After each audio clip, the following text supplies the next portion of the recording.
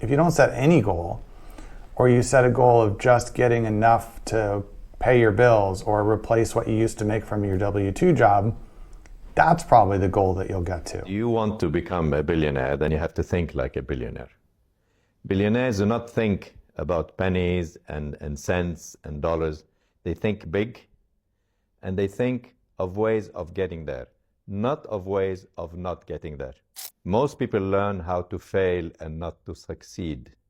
It's a mindset. So if you want to be a billionaire, you have to start thinking what will work and not only what will fail.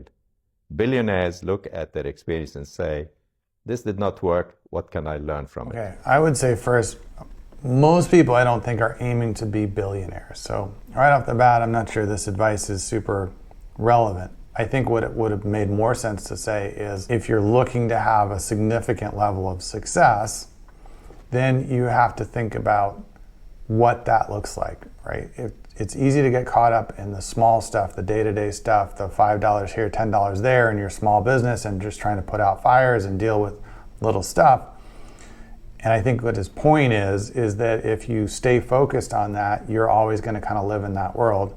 If you can look down the road and set big goals, then you're much more likely to get there. And then you learn as you're heading towards that, this worked, this didn't, do more of this, do less of this, keep adjusting.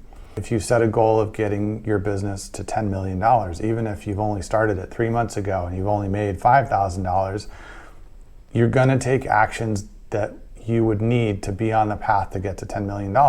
If you don't set any goal, or you set a goal of just getting enough to pay your bills or replace what you used to make from your W-2 job, that's probably the goal that you'll get to. So there's definitely value in aiming bigger, because if you aim for 10 million and you miss, you might miss because you only got to 7 million, but that's still pretty good.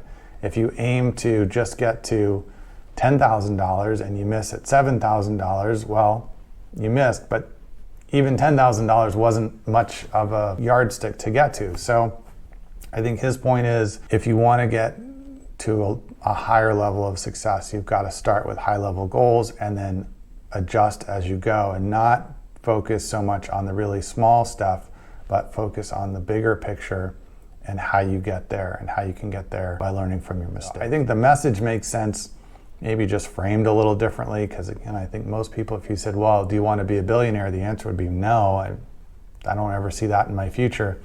So right away, you've kind of lost them. But if you say you want to have a big success versus a moderate success, and go, well, if it's the same amount of work and effort, let's go for the big one.